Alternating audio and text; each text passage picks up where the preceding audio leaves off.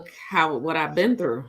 So Ready, we ready, we ready for y'all. We ready, we ready.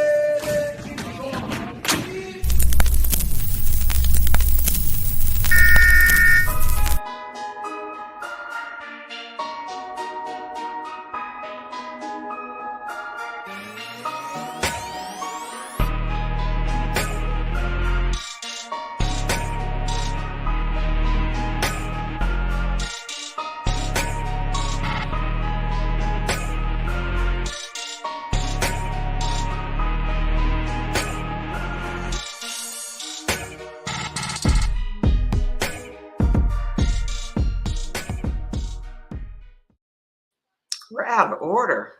Good morning, afternoon, evening. Listen, what today is the 23rd anniversary of September 11th of I know. September 11th, when September 11th became an important day of remembrance. So let's put it that way, because September 11th existed way before. But this as a day of remembrance. I still will never forget where I was and what I was doing. And so 23 years later, it still hits. So, how to make a hard pivot. We're going to talk about culture. Now, it's funny when we think about culture, and there's so many. I've been reading up on double entendres. Don't ask me why. Don't ask me why. Don't ask me why. Just because, why not? But this is not an example of a double entendre. But anyway, there's so many different meanings of what culture is. So when you hear the word culture, what does it mean to you? well, for me, it's a set of norms and values that people have collectively, and ways that they operate. So when you think about the fact that today is 9/11, and you think of, as tragic as that was, we actually banded together as a country in an undivided and unbothered way about what you are, what political party you belong to, what the color of your skin is. We banded together. We shifted the culture in these United States of America to one that was uplifting and supporting, and American first and togetherness, right? And that culture is not what we have right now. And so similarly to how countries and geographies and places have a culture, organizations have cultures, and those are created based on the behaviors that are found in that organization, right? Groups of people have cultures and rituals and things that they do. It's part of the culture. And then now, these youngsters are all about, we doing it for the culture. And I like to ask them, which culture y'all talking about? Because I've seen some stuff you doing, and I'm wondering, who's that for? So to me, I think culture means so many very different things, but at the end of the day, it is of extreme importance, and it doesn't cultivate itself on its own. It is something that, if you have a desired culture, it is something that you need to put some effort into cultivating. We'll dive into that a little bit more. EJ, what does culture mean to you? I think it's pretty, in my eyes, it's pretty simple. When I think about culture, it is, what are the beliefs and the practices of a population of people? You define what that population is, and I think that you can belong to different, have different cultural norms because people are intersectional. So it's going to be really interesting when we talk about, culture. What is our culture? What's the culture of the people? Rob, when you and I started talking, I was like, So you mean my Nigerian culture? Do you mean my right? What culture are you talking about? You're talking about my work norms culture. You're talking about the culture that I create and the communities that I intersect with, like my peeps. What is the culture of the communities that I bring around me? And I think it gets convoluted because we're starting to weaponize the word culture. Yeah, I think my day job is definitely more. When I hear the word culture, it is consistently my brain immediately goes to organizations and corporate cultures, and it's interesting. And some of this is timing around the pandemic when I think is I interview candidates, for example, and you begin to ask what's most important to them, and what are they looking for in undefeated culture. If it's not one, it's two. If it's not two, it's three. And I think about and it's still interesting. We're how many years out? 4 years out from COVID, and 23 years out from 9/11, and yet still we that is something that we continue to there's moments in time that that shape how we think and what we do and what we feel and what's important to us. And it's fascinating. A real quick story is that when I was before I joined a unnamed organization, I remember having a conversation off campus at had drinks with the CEO, and so he was describing the corporate culture. He said, "Man, it's tough." And then he went on and rattled off all the things that were challenging with it. And I just kept looking at him like he had nine heads. And the biggest thing that I was thinking about is, but aren't you the CEO? I mean, uh, so we talked to this a little bit, but who owns the culture? Is it our wonderful millennials and Gen Zers? Is it the CEO? Is it the senior leadership team? Is it the influencers within your culture carriers within your organization? Who owns culture? So I'm going to say that the people own culture. We individually own our respective piece of the culture. Um, and comma, dot, dot, dot. There needs to be someone who has a vision for what that culture should be, wants it to be, and puts the right things in place to cultivate it, right? Otherwise, you have an organization with 250,000 employees who all own their piece, but their pieces are all very different. And so you do not have a collective culture, right? So it's a multifaceted answer, really, about who owns the culture, because we all own our piece of it. But by God, there has to be someone who is saying, okay, here's what we need to do. This is what the culture is today. And they need to be honest about what the culture is, right? Where they are today. And what is the delta between where they are and where they need to be? And who's putting the strategy together to get to the other side? That has to be done. And that's not going to be done by the people. Yeah. So it's funny because you say it's not going to be done by the people, but who are the people? I mean, I think that that's where we sort of get into this mishmash of who owns the culture. We all own the culture because it is about the beliefs and practices of a community of people. So choose your community. And then if you are a part of that community, you are one of the ones who are driving the culture of that community. You own it. We all own it. So how does it get shaped? It gets shaped by what we do. It gets shaped by what we say. It gets shaped by what we accept. It gets shaped by how we show up.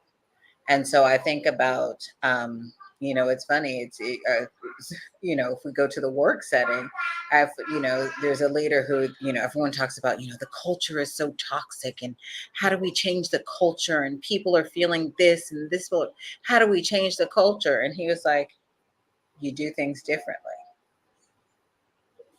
And it was literally, it was that simple. He was like, he said, I get so annoyed with that question.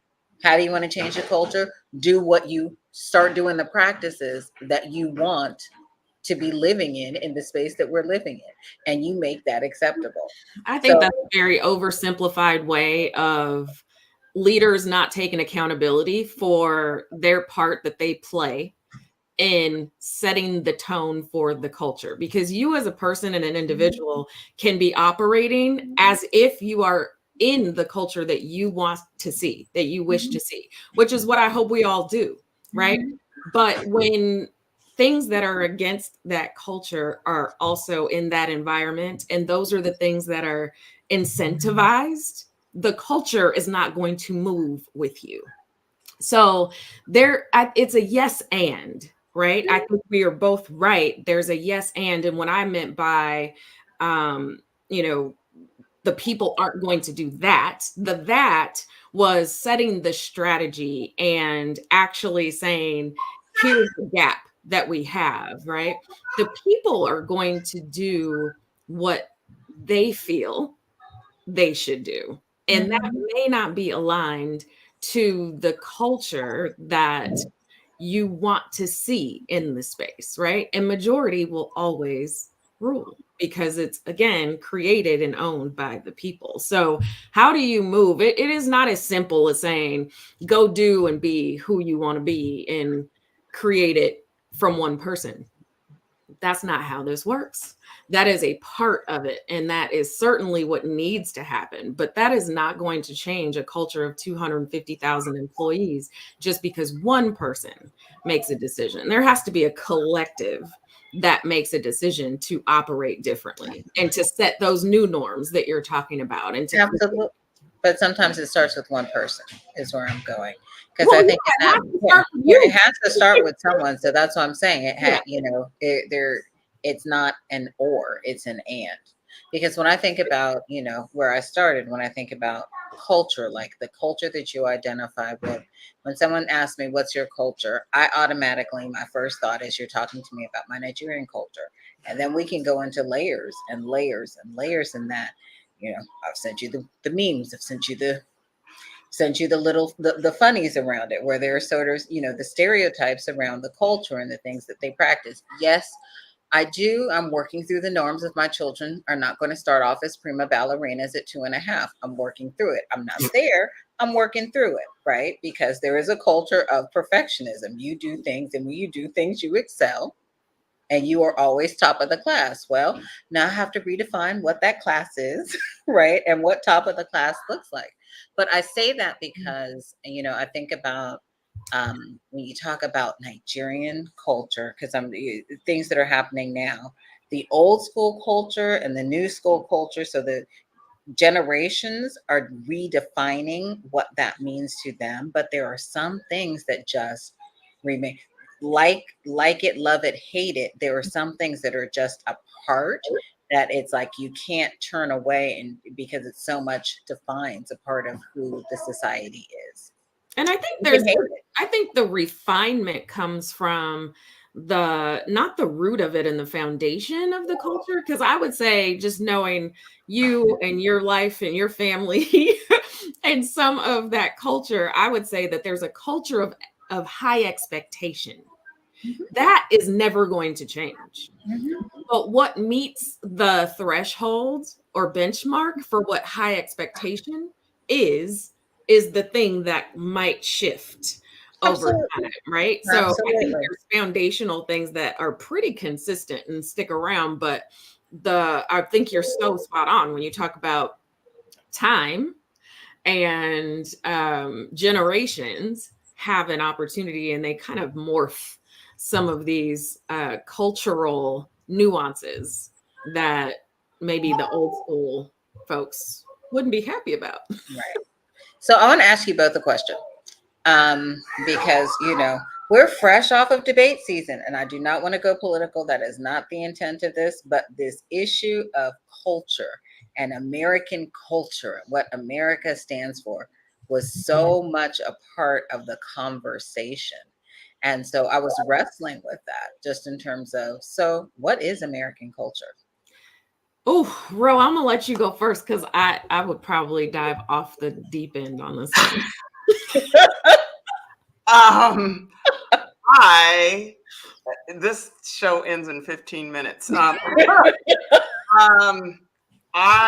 think it is a big old pot, and actually, I take that back. It's many different pots sitting on a stove. Mhm. So and people will bounce kind of if everything's boiling, some of the matter will spill into another pot. Um, I do think there are a set of at the core that there are. I can't imagine that any human that lives in the United States of these Americas does not want happiness slash joy for themselves, that does not want to make sure that they can pay for things, their basic necessities, that they can feel safe in their home, that they can have be able to sleep at night knowing that they're healthy, and or if they are not, that they don't have to stress about how they're going to pay for their care, and on and on. I think there's just some common, I would say, values that we have. I have a hard time addressing culture, and to me, it's interesting that you said that, because with the previous conversation, I think the culture is who's accountable for the culture is the top. I'm a one throat to choke kind of girl. So the CEO slash president, whoever is the top dog in the company, owns the culture, sets the vision, sets the how we're going to hold people accountable to this vision. Because if there's a jerk 6 layers down, and this is a known jerk, everyone has one in their company.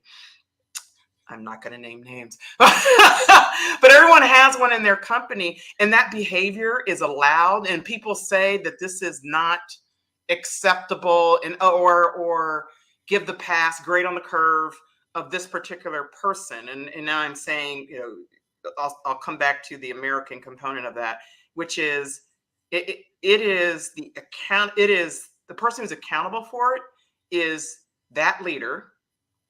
The person who's accountable for that leader is that person's leader. The person who's accountable for it is ultimately the person at the top. If you have a known tumor in your organization that you've allowed to fester and permeate throughout your organization, that's on you, bro.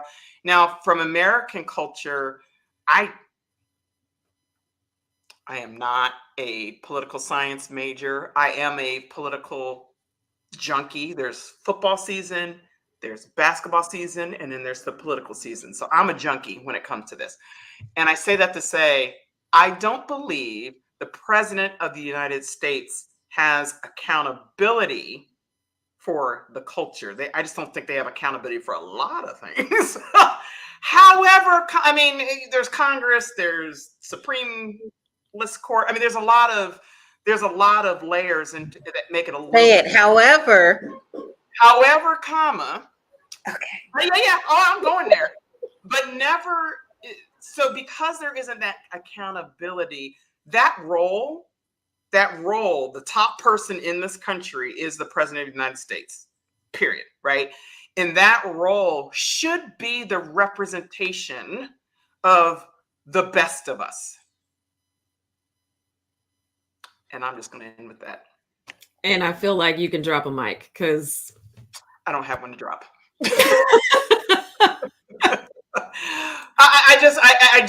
I think they're the face of the organization. Yeah. And, whether it's the country, face of the organization, face of the country, face of the club, face of your family. Like for me, my family lineage goes back to the Bechtons. You can't be out here in these streets disgracing the Becton name. What? There you go. So, within our family culture, there are things you just don't do. And I know a lot of Black families, Black households don't go out in these streets, not, showing your butt, being that toxic person. You represent us and holding people accountable. And I think ultimately the people that are not at the top, they have to act accordingly, period. Or not. And if or not, there needs to be somebody that's holding them to account like, oh, no, we don't do that here. Do you think we've lost that? I mean, I feel like Next question. in general, though, just not even thinking about presidents and Yeah. political sense and all the rest of that, but let's just think about families, right? I remember growing up and my dad making it very clear that, you're a hill. This is what we do, right? These are the things that we are different. You are different because you wear my last name on your back, right? And that meant something, but he also was a man of integrity and action, and he was a provider, and so he had the ability to command the respect of his name because of how he lived his life, right? I feel like, not saying my dad was the greatest dad in the world, but not saying that he's the only greatest dad in the world. Okay. Not saying everybody else can't have great dads. But what I'm saying is I know a lot of dads and they don't measure up to that. Right. And so they're not telling their kids that their name means something. And when you go out there, this is how you are to carry yourself. They are more in tune with the American culture than they are with keeping that family culture first and center. You know what I'm saying? And so I feel like we've gotten away from that. And maybe it's just the generation. Maybe it's all of the, imprisoned families and the crack epidemic and all the stuff that's happened to tear families apart. But I just feel like, I mean, to be a Becton meant something. It means something today. Your lineage is amazing. Your grandfather and the things that he did. Like, how many people do you know like him? Gigi, the parents that you come from, your father and the things like what they poured into you, and still, how many parents do you know like that? So I just feel like we've gotten as a culture so far away from that family value and what we considered to be the thing that made us proud to have that name and live up to the expectations that come with it. I feel like it's just lost. And so maybe the culture is being influenced more by the world than it is by God and the family that is supposed to be the majority of your cultural influence. No, go ahead if you have. Are you going to answer your question? No. Okay. You don't want to answer my own question. No. So how do we then? We've talked a little bit about this, but how do you help to? Let's say there's a culture that is just soft. That it is just it's toxic. It is. That alarm goes off on Monday morning and you like, oh, this is the last place. If I see Judy from accounting, I might have to. And how do you begin to shift that? How do you begin to change culture? I think there's twofold. One, you change yourself. And that may look like different things. That may look like, you know what? It's too much for me to be this miserable. And if we've gotten to the point where Julie from accounting can have this much of a hold on my life, perhaps it's not Julie who needs to remove herself, it's me. That's one. Mm-hmm. But I think that's an extreme. I think there's a whole lot in between do nothing and that extreme, right? And so you got to figure out what do you do to shape culture? Do I decide that I want to be a part of shaping and I'm going to play an active role? It's a choice. You got to make a choice. Or am I making a decision that, you know what? My fit is better someplace else. So the first thing is, how do you shape it? You decide if you want to be a part of it. Yeah. Kenny, I know OD is I just use an acronym. You did. Culture of acronyms is not a culture I want to be a part of. Too late. Oh my gosh, I take it back. I can edit. It's on film. No, so you have organizational design. So how do you shape culture? How do you influence culture? I'm always going to start in the middle, right? What are we solving to, right? Because sometimes, like, you're trying to shape something for what? Like, why are you doing it? Just to please your personal issues? Because if that's the case, then I would say, yes, maybe you're in the wrong culture for you. But if the culture that you're experiencing is causing a ripple effect and there are outcomes that are created by that culture that are negative for more than just yourself, um, then I say start with what we're really trying to solve for, right? And if the person you're dealing with is adverse to the culture you're trying to go create, go find somebody who isn't and have them help you and build together so that you can go where the love is, right? Bring some folks along for the ride. You will be amazed at how well it works when the person who isn't doing the things that they should be doing, how they see 4 or 5 model that behavior, and then have some accountability where it's being celebrated, so that people can see that this is something that will be rewarded versus we're rewarding the wrong things and the wrong behaviors, because that reinforces bad culture.